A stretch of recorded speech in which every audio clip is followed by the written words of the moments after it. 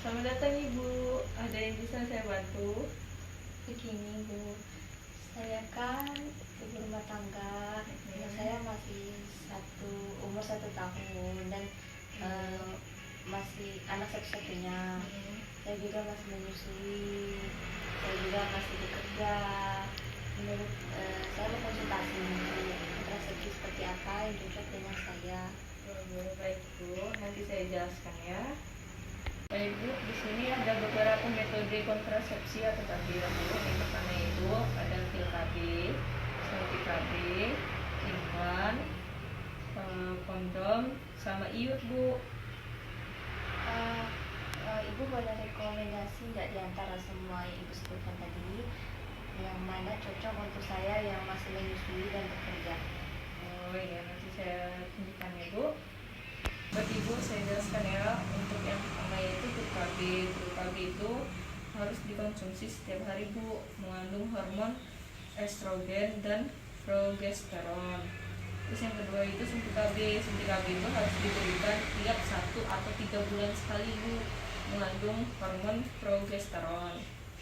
Terus yang implannya itu bentuknya seperti batang kecil yang ditanam di bawah kulit lengannya Bu, efektif hingga 3 tahun katanya ya.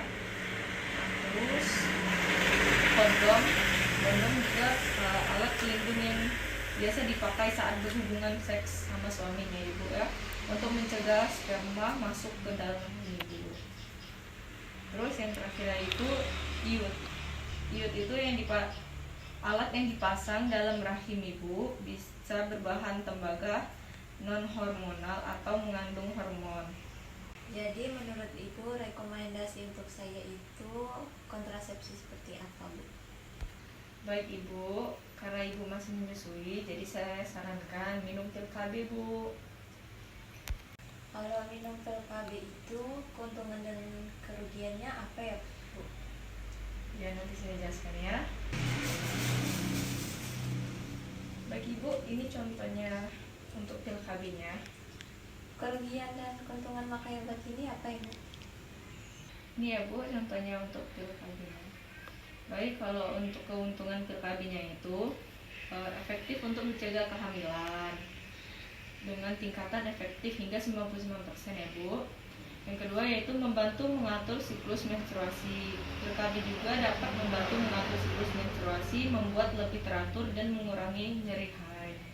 Yang ketiga yaitu mengurangi risiko kanker ovarium dan rahim.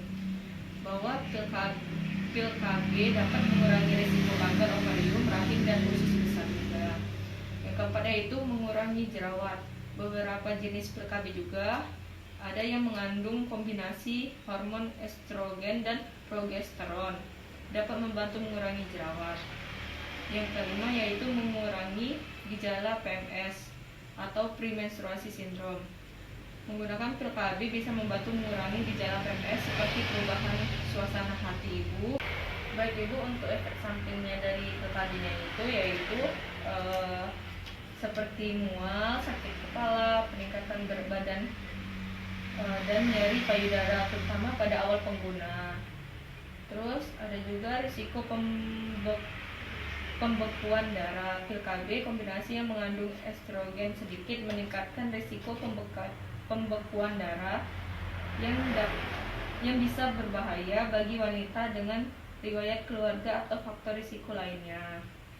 Terus yang ketiga, harus dikonsumsi secara teratur ya Bu, agar efektif. Pil KB harus diminum setiap hari pada waktu yang sama. Jika lupa, risiko kehamilan bisa meningkat. Yang keempat yaitu tidak melindungi dari infeksi menular seksual. Pil KB hanya mencegah kehamilan ibu dan bapak, tidak melindungi dari IMS. Untuk perlindungan tambahan disarankan menggunakan kondom ya Bu. Terus yang kelima yaitu pengaruh terhadap suasana hati. Beberapa wanita kan sering mengalami perubahan suasana hati ya Bu, kecemasan atau depresi yang berkaitan dengan perubahan hormon dari pil KB. Bagi Ibu, dari yang saya jelaskan, apakah Ibu ada yang mau bertanya? Saya mau tanya nih, kan tadi kalau minum pil KB ini kan harus setiap hari. Kalau saya lupa gimana Bu? baik. Jadi kayak gini ya Bu. Jadi Bu, kalau Ibu hari ini lupa minum pil KB, maka besoknya itu Ibu harus minum 2 butir langsung.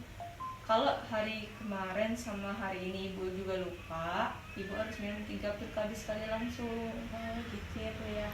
Iya. Berarti rekomendasi dari Ibu itu harus pil KB ya? Iya, karena Ibu kan masih menyusui. Jadi saran saya itu menggunakan pil KB.